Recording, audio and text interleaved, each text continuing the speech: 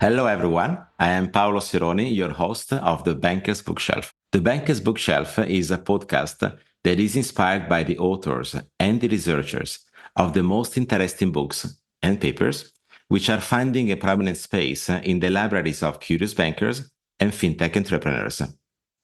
Today, I have renowned fintech expert and business advisor Efi Pylarinou presenting her new multi-author book, The Fast Future Blur. Efi, welcome to the show. Thank you very much, Paolo. It's an honor to be on the show, and especially since our book is freshly minted, if you like, not on the blockchain. It's a physical book. I was extremely excited to get my hands on it. And I must say, being in Europe, I had to wait longer than my authors that are in the US who got it much earlier than I did.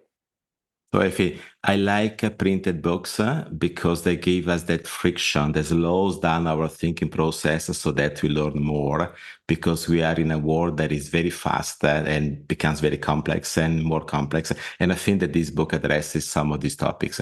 First of all, you have an amazing professional experience. I want to say three words that I believe highlight your professional life. Tell me if they correspond, and maybe there's one missing. Mathematics, Wall Street, fintech. Am I right? I would say yes, you're right. Mathematics was my passion in my early years. I was completely enamored, whatever word is right, by the world of mathematics, which I believe is really the only language that is internally consistent. We have developed it to help us understand the world. And what it has done is, I believe, it has helped us in our analytical thinking, in what is called logic, whereas our natural language doesn't lend itself to logic. And that's wonderful too. We need all that. And then over to Wall Street, where I was baptized into my professional life. It was a very particular period, the early 90s at Salman Brothers in the World Trade Center. With That's baptized with fire. exactly. And the same trading desk as the traders of long-term capital, the infamous hedge fund, with the desk that the Liar's Poker, the author of the Liar's Poker, has got an inspiration and so on. So, I come from that world. It has marked me. And fintech is my last 10 years, I would say, into innovation and into the direction of where financial services and the world is going. How the economy is going to be powered is by fintech. It will be shaped by fintech, whether it's executed by startups or incumbents, it doesn't matter. But that's the fuel for the economy as we know it today and as it will be shaped going forward. So, Efi, a disclaimer. These three words I told you were not generated by ChatGPT. I figured them out myself. That means a fourth is missing for sure. Which is the fourth? Which is the fourth? You're asking for my professional life, If right? you like, well, we are also humans in professional life, so another word that defines you. So, I think what is defining me right now, and it matters because obviously what defines me right now is an evolution from the past, is the fact that business is personal. And therefore, my personal development, your personal development is absolutely reflected in how we do business, where we decide to put our energy and how we do things, because that's where I think the difference for us humans is. It's not what task exactly we're doing, but how we are doing it. We Good. might go on speaking, writing, creating, building, teaching. We're all teaching through our actions, through our words, through our energy. So that is what I think is the other part that is defining me in this later stage of my life. Good. So let's discover some of the energy you put into this book. The Fast Future Blur is a new book just published by Wiley that contains a collective insights from the faculty of the Fast Future Executive. Now, it's an executive program, I understand, that addresses interconnected topics impacting most industries, markets, businesses, products, and jobs. Powered by the faculty of the Fast Future Executive, the Fast Future Blur book provides a set of strategic frameworks, and that's important. We have to discuss some of these in the conversation today and how they intersect the decision making for business models. So it provides a set of strategic frameworks that help us to navigate the interconnected complexity of our current period of rapid transformation, which I understand, Efi, you call the fast future phase. Now, there are 12 key areas that are addressed in the book, areas of change. They are platform businesses, regenerative innovation, artificial intelligence, healthcare, the future of work, new mobility, blockchain, metaverse, virtual and augmented reality, leadership, agility, fintech, and of course, the impact of interconnections. Now, we can find the timely insights from top leaders of the Fast Future Executive Faculty, which is a global consortium of experts and industry leaders. And most of them, that's important and interesting, are associated with the World Economic Forum, top business and technology schools, and are top executives with leading global companies. So there's a lot of experience brought into this book with real examples. It's always worth learning from examples. So let me mention the quoters before we get into our conversation, Efi. They are Sanjit Polchodari, who's actually been our guest for the opening episode of The Banker's Bookshelf, Ravin Jesuthasan, Vince Kauraitis, Jessica Groupman, Rajan Kalia, Martha Bockenfeld, Alun Evans, Courtney Harding, Hari Aburi, Christine Slalina, and Ramanathan Srikumar. Now, if preparing for the complexities of the future requires learning from multidisciplinary perspectives, and I guess that this is what is inside the Fast Future Blur. But let me first understand, what does Fast Future Blur mean, and how did you choose this title? Yes, the meaning is really to remind us that we are in the fourth industrial revolution, and this is really about the convergence. I mean, we talk about that very often, about the convergence of the technologies and why we are at this inflection point. We all agree on that, where things are going to change. And when I say things, we're talking about the way we live, the way we earn our livelihood, the way we communicate, the way we cooperate. Everything will change. And it is a blur. It is not clear. Some of these changes may be closer than others, and therefore they might seem not so futuristic, and others are more futuristic. We don't know the timing. But what's important is that they're all interconnected. The changes are not independent. Think of, let's say, the future of work. How is that interconnected with the future of health, the future of mobility? How is it interconnected with AI, with blockchain, with augmented reality? We all have a sense that it is. So what we are talking about here, and we strongly believe, is that these fast future blurs have opportunities. They hide opportunities. And the leaders that want to shape our future need to understand these opportunities and tap into them. So this is the premise.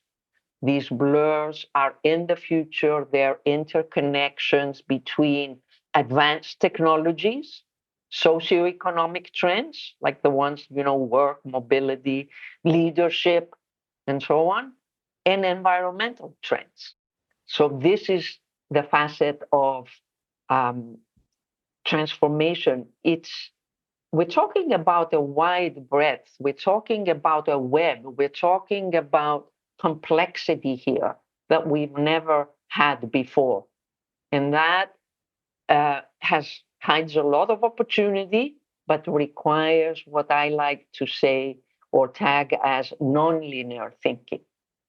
Okay, so let me say, Efi, in a recent survey made by the IBM Institute for Business Value, we asked the 3,000 executives about the most important skills for the workforce going forward. And typically, STEM used to be at the top, then somewhere down creativity. But in the last one, 2023, we saw something extremely interesting.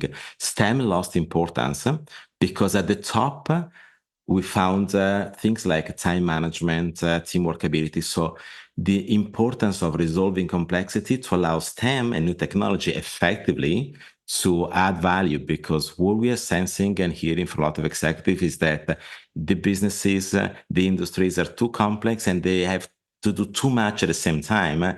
And somehow they don't know how to make decisions. So is this something that the Fast Future Blower is trying to address? 100%.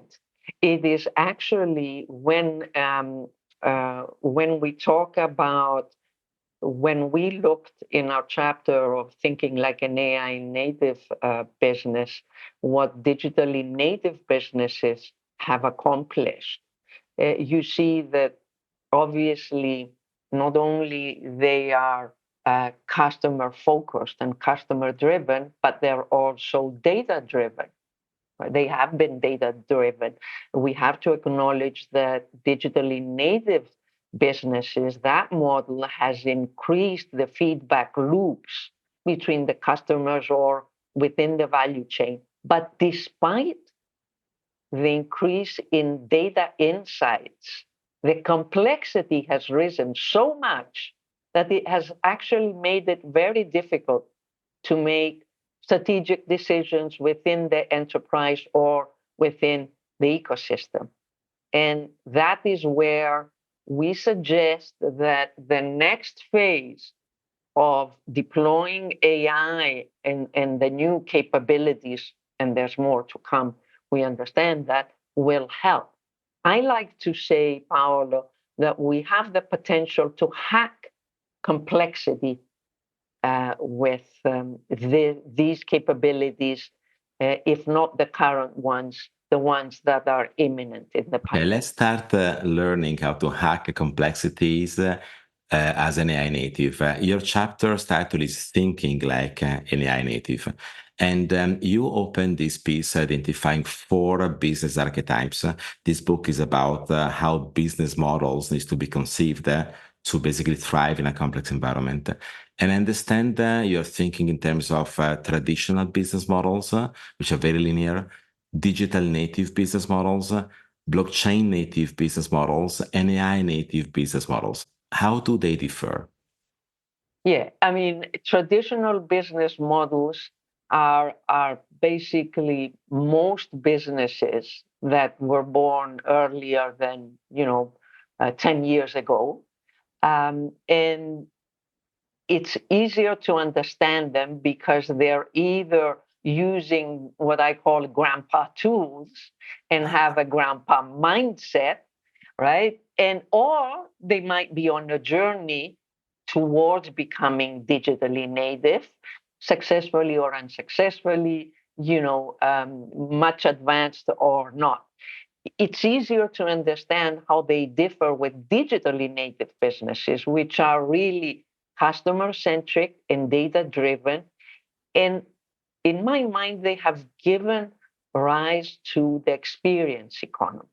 The experience economy didn't exist as a concept before and for traditional businesses. Traditional businesses were more about transactions, executing, and that type of mindset. Digitally native businesses really created the experience economy. And this has been discussed by many authors and by many researchers and analysts in the market. Now, in the last, I would say, 15 years, we have companies that are blockchain native, and I'm not referring to companies that are in the crypto business, like a crypto exchange, because a crypto exchange effectively is just an exchange, right? It's a traditional business. Maybe it's a digitally native business, but it is still a crypto exchange. A blockchain native business has a different focus. It has different potentially governance towards being a DAO or a decentralized organization. And it also has a different type of processes to exchange value, to execute transactions, smart contracts, and so on. So, yes, they are maybe a breed of digitally native businesses, but not in the sense of the experience economy. They are more focused on different ways of governing and different ways of manufacturing, if you want, services and value exchange. And we do have some digitally native businesses trying to become blockchain native. And then I like to think of AI native businesses that are not yet born. And these businesses are not just digital businesses using AI tools. For example, OpenAI is not an AI native business.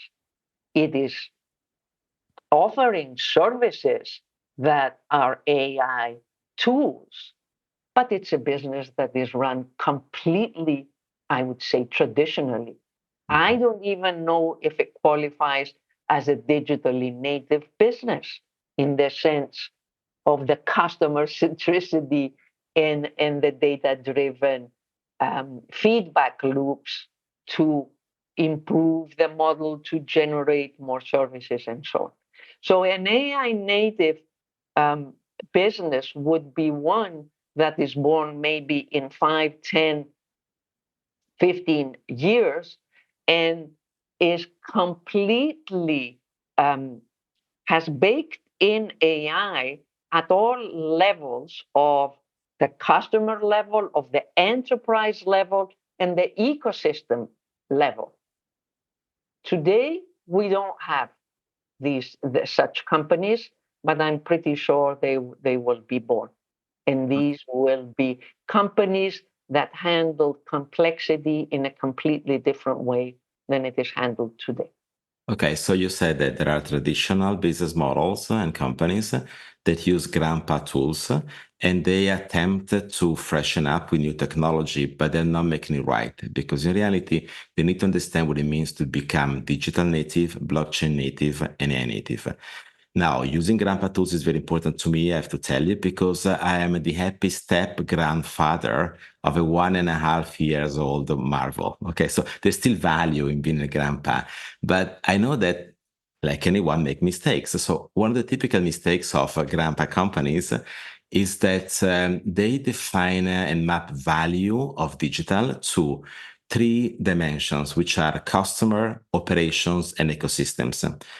But I'm learning, reading this chapter, that there could be drawbacks with this approach. It's fairly limiting. So why thinking customer operations and ecosystem is not enough? Because again, you are thinking in a very linear, compartmentalized way of these levels, if you want, or areas, better said. Uh, you are thinking of the area of the customer independent of the enterprise, for example. Imagine if you are, I think we can understand the issue if we look at the marketplace, right? If you're a digitally native company running a marketplace, you will be uh, deploying all sorts of digital analytics and feedback loops and data driven insights at the customer level in different dimensions. Some of them we mention in the book, but then you have those completely separate from the enterprise. So let's take an example. The strategic decisions of an enterprise are taken based on certain data insights, whereas the discovery or the innovation at the customer level um, are taken by a completely separate, unrelated, independent, that we would say in the statistical world, a data set. And AI, the advancements of AI are giving us an opportunity to actually explore the interconnections and the insights that we can gain from those two areas, the customer and the enterprise, and again, at different dimensions. Very interesting, Efi. I've been traveling the world meeting thousands of fintech entrepreneurs and bankers. And I used to tell the fintech entrepreneurs that they cannot break banks because banks are already broken. And the Bank's Bookshelf is hosted by Breaking Banks, Euro podcast. What does it mean that banks are already broken? It means that the lines dividing business units, entrepreneurs, managers, and customers are blurred.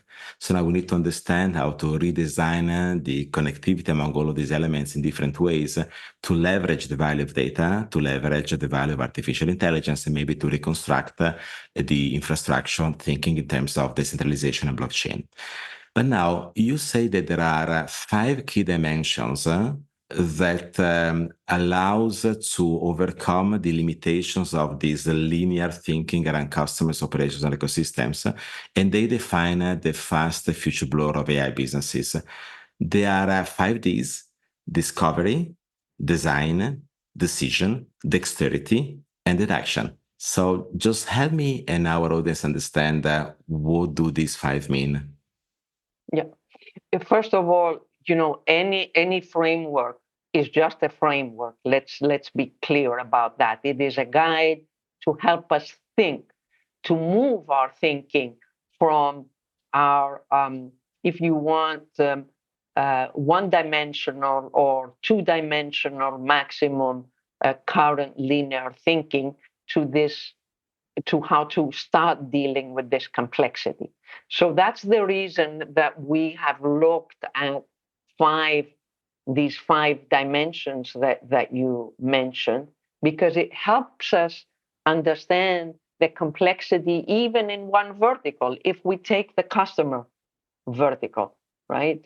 We can use digital tools and AI to help customers at the discovery level, or the discovery dimension. An example of that is really simple. I like to think of what Morningstar has done with Mo, which is, I guess, a chatbot, or you want to call it a digital assistant, which is trained on the knowledge library of Morningstar, right?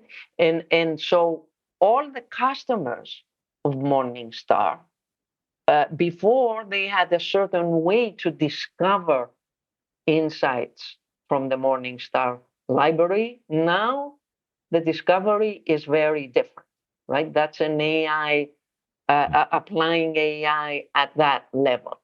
But what if you have it at the level of designing experiences, which is completely different? And a great example of using AI at that level is what IKEA has done with its agents. They have retrained them to become AI designer assistants. And they've launched a new business that is designing business in combination with augmented reality. Now, you not only can go shopping at IKEA, but you can hire them or tap into their service, which is about designing. So this is a different level of in the customer dimension, if you want. So discovery and design. Then we get to decision. Yeah, decision. How do you help customers make decision. And I love this for financial services. You know why? Because, we've always been talking how financial services have been pushing products, right? But they're not helping customers make the decision to invest.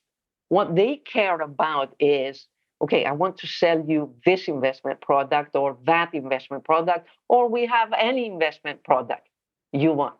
So, how do you use AI to help the customer make the decision, make up their mind? I think this is extremely important.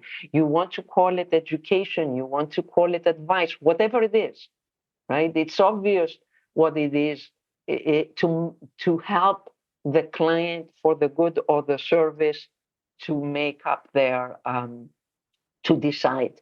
I used to say a few times, inspired by the early days experiences of Jeff Bezos, that he basically told himself on in some interviews years ago that data-driven banking needs to be preceded by data-enabling clients. First of all, help your client make conscious decisions so that they have a better, if you like, engagement and experience on your platform, so they can make the discoveries they need. In essence, we're connecting these three, and then we get into dexterity. With dexterity, that is very also interesting because at the customer level, again, we are talking because we can't talk on all levels. It's all about what happens with the physical and the digital, because in the world of digitally native companies, it's as if everybody's pushing away from the physical, right? And what we need is to have that dexterity. So there's an intelligence that understands exactly where the physical and the digital is needed, or what, if you want, what's the potion, what's the right magic mix, right? And that might require personalization, but it's really about using AI to have that dexterity for the customer. If I can give you an example, my example, I Yeah, think that WeChat is way more interesting than Facebook, because Facebook is strongly virtual. And then, of course, you can buy real goods. yeah, WeChat is ingrained in the physical world. So you move from physical to digital continuously. And therefore, is a much more powerful experience and engagement model to reorganize entire society and economic systems. And the yeah. last one is deduction. So we said discovery, design, decision, dexterity, and the fifth, deduction. Detection. And the deduction, the best example I can give you is this. There's an interactivity there. Um, and a great example is what Duolingo is doing with AI, where Duolingo is known, to learn languages, right? And you can, for years now, you could talk to the software and practice sentences, paragraphs, stories, and so on. But you would never get any feedback as to why you made the mistake that you made. And now you can get that. Duolingo has that. So it is helping you understand why you made the mistake and improve. So there's a deduction built in there that is extremely valuable and was not possible before. I remember my German teacher when I was learning German. She used to say, Ersi Katastrophe, Katastrophe. So maybe you needed a better feedback to move forward. In fact, I don't learn that much. And maybe there's hope for me to learn German too. I'm just waiting. We are in the same boat, different accents. So it's always inspiring talking to you. There is one concept that I loved listening to your launch presentation of the book in Los Angeles a few days ago. And let me quote it and Yeah. ask you to explain about it. You said that transformation is not linear and sometimes is a roller coaster. And you really loved that, right? Yes. It hit a nail. I mean, the message there is, just as you thought as an organization, let's say that you've arrived and now you're a digitally native. Here comes, it's not AI, in my opinion. Here comes this wave of complexity, which includes the advancements in AI, includes changes in the future of work, includes changes in leadership, includes changes in regenerative innovation versus just the net zero and SDGs and so on. It's extremely complex, and therefore it's just continuous the change. And at this point in our era, if you want, we all understand that what we know is completely going to change, whether it's on the business model level, whether it's the work environment, the leadership style. Agility was supposed to be the name of the game, not enough anymore. So there's completely, what we know doesn't hold anymore. And that's my feeling, that this is a wonderful roller coaster. So if the future is bright, but it's definitely foggy. In order to move forward, we need to decode complexity. To decode complexity, we need to learn and learn more. On my side, people ask me often why I also work on theoretical concepts. And I say that the change that industries, in particular financial services, have to make is like going from producing electricity with a carbon plant to producing electricity with a nuclear plant. Wouldn't you use a different theory? So you need to learn something else, right? So it's important to learn. And these days we have to relearn. So I do believe that this book, The Future Blur, provides interesting frameworks that enables us to relearn a bit out of the traditional concepts we have in defining business life with technology, looking at the problem in different ways so that it will be easier for business people and technology leaders to find the right solutions to go through those roller coaster and get to the end unscattered and most likely entertained also by that journey. So Efi, thank you very much for the opportunity you gave us to share content with the audience of the Banker's Bookshelf. Where can the audience find The Future Blur and your work? Well, I mean, LinkedIn is my big platform. Yeah, you can check our work at thefastfutureexecutive.com and see both our work because we're teaching live these concepts, the future in these areas, and of course, the book. So thank you. All stay tuned for more. More episodes are coming and more research discussions. By now, it's clear that the Banker's Bookshelf is an incredible opportunity to strengthen altogether our critical thinking.